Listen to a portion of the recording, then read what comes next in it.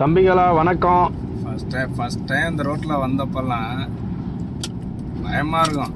வண்டி இந்த பக்கம் ஓட்டுறேன்னா லெஃப்டில், ரைட்டில் பார்த்தீங்கன்னாக்கா பெரிய பள்ளம். ஆனால் ரோட்டில் நம்ம ரெண்டாவது தடவை அடுத்த தடவை இந்த மாதிரி வரும்போது நமக்கு பழகிடுச்சுன்னு வச்சுக்க. அந்த சம்மர்லலாம் இந்த ரோட்டில் வண்டியே ஓட்ட முடியாது. ஃபுல்லாக காராக தான் இருக்கும். சுற்றி பார்க்கறது இங்கே தான் வருவாங்க.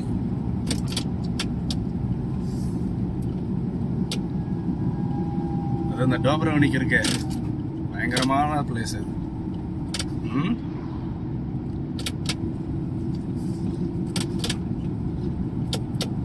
இந்த பாரு, இந்த இடத்துல லெஃப்ட்ல வளையிற இடத்துல ஒரு ரோஸ் ஒன்று தெரியுதா? இங்கே வேணா இடிச்சிட்டு விழுந்துருக்கேன்.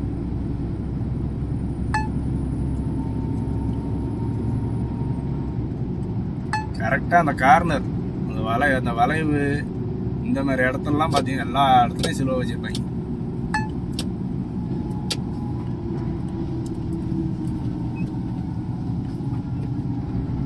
பார்க்கிங் வருது, மண்ணு பார்க்கிங்.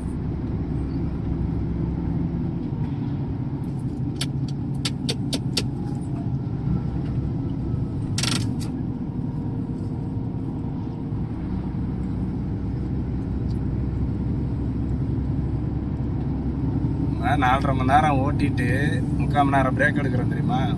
அந்த பிரேக்குக்காக கூட இந்த இடத்துல நம்ம நிப்பாட்ட முடியாது. சம்மர் ஃபுல்லாக வெறும் காரு, கேரவனு, பஸ்ஸு அப்படிதான் நிற்கும்.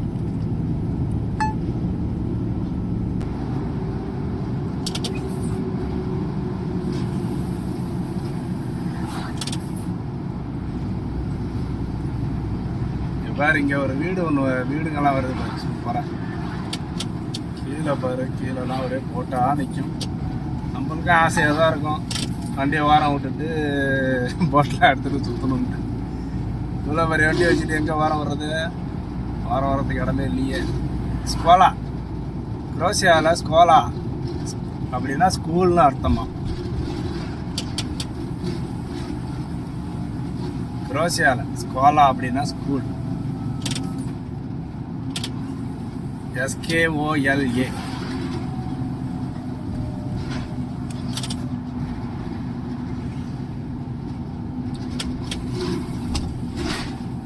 அதனால என்ன வரும் தெரியல, வீடு இடமா.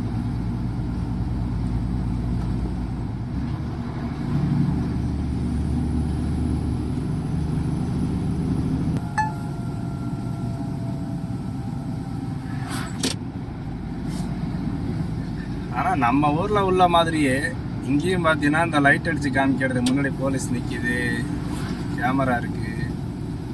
ஆனால்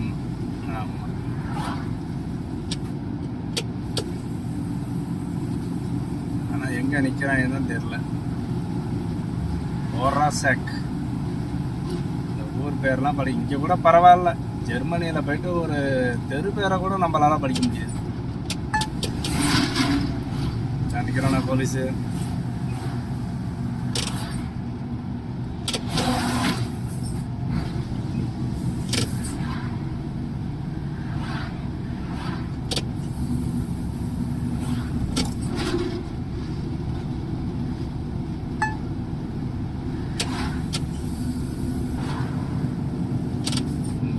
போலீஸு ஒரு ஆள் ஃபோனு மாதிரி வச்சு பார்க்குறான், ஒரு ஆள் பைனாகுலர் மாதிரி வச்சுட்டு பார்க்குறான்.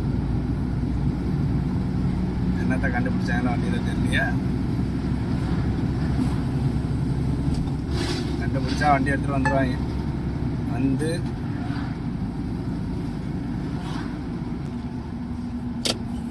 இல்லை நீ சொல்கிற மாதிரி சீட் பெல்ட்டு, இந்த ஆக்டிவிட்டி இதெல்லாம் பார்ப்பானுங்கன்னு நினைக்கிறேன். குரோஷியா போலீஸ்.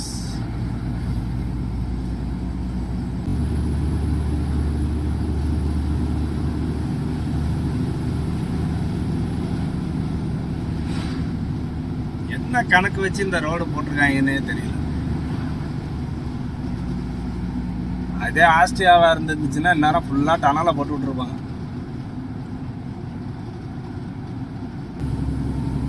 இப்போ இப்போ வரப்போகிற ஊர் பேர் வந்து டோப்ரோவனிக்.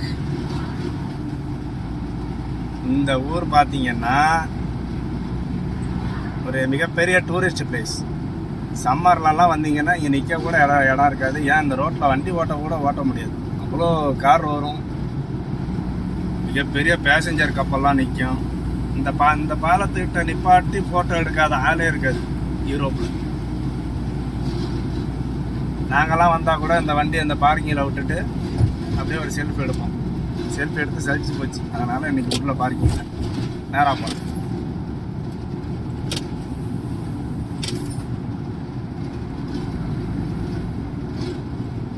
நல்லா டூரிஸ்ட்டுக்கு ஏற்ற மாதிரி நல்லா ஏம் பண்ணி சூப்பராக கட்டி வச்சுருக்காங்க. மேலே இருந்து கீழே பார்த்தோம்னா அவ்வளோ அழகாக இருக்குது வீடு கீடெல்லாம்.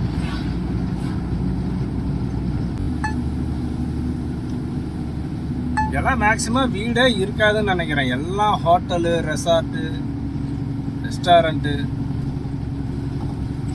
இந்த மாதிரி தான் இருக்கும் போல. இந்த பாபிலோன் அப்படிங்கிற ஹோட்டல் நிறைய இடத்துல இருக்கு இந்த ரோட்டில்.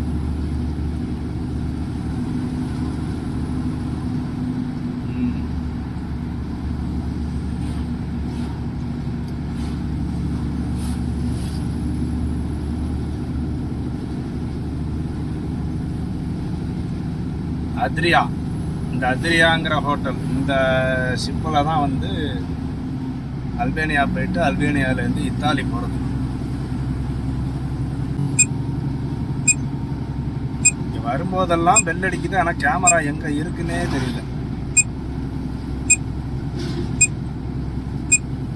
நம்ம ஊர் மாதிரியே ரோட்டு ஓரமாக தான் கார் நிப்பாட்டி இருக்குது. இதுக்கு இருந்தாண்டா போக ஃபுல்லாக நம்ம ஊர் மாதிரி தான் ஸ்டைலு.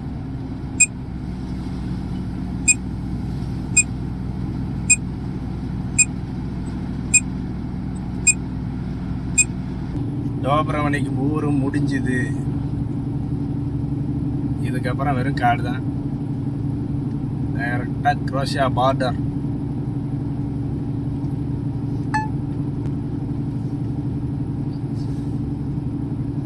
லெஃப்ட்ல ஒரு ஏதோ பார்க் மாதிரி இருக்குது, என்னன்னு தெரியல.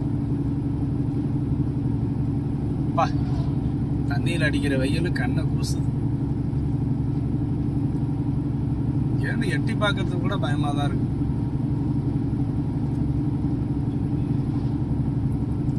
இவ்வளோ பெரிய பள்ளமாக இருந்தா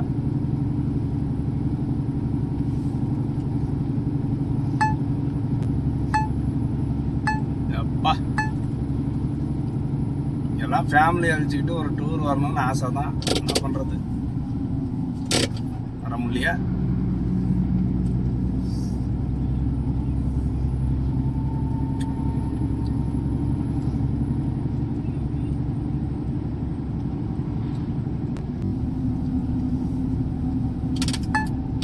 சந்திரமுகி படத்தில் வடிவேலு சொல்கிற மாதிரி இந்த ரைட்டில் போட்டிருக்கிற கட்டையை பார்த்தாலே பயமாக இருக்கு. ஏதாவது யூரோப்பு இங்கெல்லாம் போட்டு வச்சுருக்காங்க. மவுண்டன் ஏரோ அல்பேனியா போயிட்டோம்னா இது கூட இருக்காது. அதனால தான் அங்கெல்லாம் நான் சொன்ன அந்த சிலுவைகள்லாம் அதிகம்.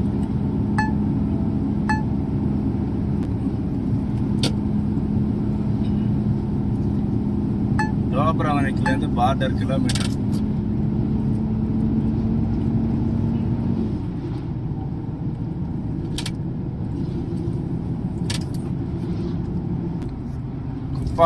குப்பாரின்னு ஒரு ஊர் பேரா?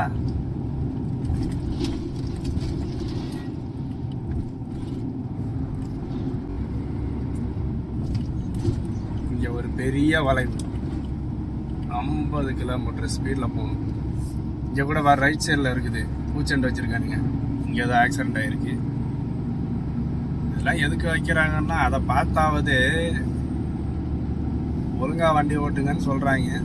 அப்படியே இந்த ரோட்டில் அவனும் அந்த மாதிரி ஓட்டுறதில்ல.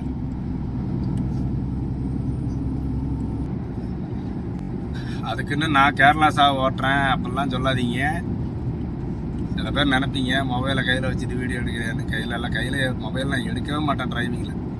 ஒரு ஸ்டாண்டு வச்சு அந்த ஸ்டாண்டில் வச்சுருக்கேன், அவ்வளோதான். தொடவே மாட்டாது, அது பாட்டு ப்ளே ஆகிட்டு கிடைக்கும். நம்மெல்லாம் வீடியோ எடுத்து போடணும் அப்படிங்கிறதெல்லாம் நமக்கு பெரிய ஆசைலாம் கிடையாது. என் தம்பிங்க 2 பேர் 2 வருஷமாக கேட்டுகிட்டே தான் இருந்தாங்க. இந்த இடையில தான் நமக்கு இந்த பழைய ஒரு பேச்சு ஒன்று இருக்குல்ல, நீங்கள் ட்ரக்கு டிரைவர் தானே அப்படிங்கிற பேச்சு போய் நீங்கள் ட்ரக் டிரைவரா அப்படின்னு கேட்கணும்.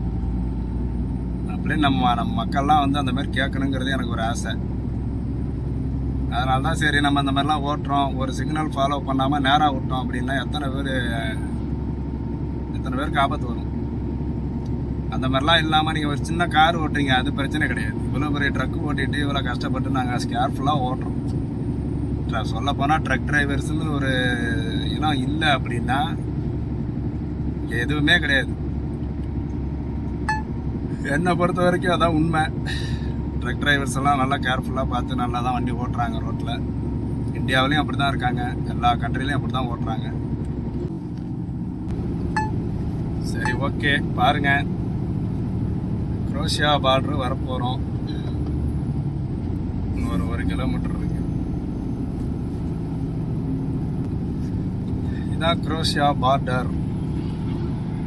ட்ரக்கு நிறைய இருந்துச்சுனாக்கா பாஸ் பண்ணுறதுக்கு 3 மணி நேரம் ஆகும். அவ்வளோ பெரிய வேலை கிடையாது. ட்ரக் இருக்கா? ட்ரக்கு இல்லை, நல்ல வேலை, தப்பிச்சு. இது முடிஞ்சு அடுத்தது மவுண்டன் ஹீரோ ஸ்டார்ட் ஆகிடும். இதோட யூரோப் செகண்ட் கண்ட்ரி முடிஞ்சு. மவுண்டன் ஹீரோ போனால் இன்டர்நெட்டு கிடையாது,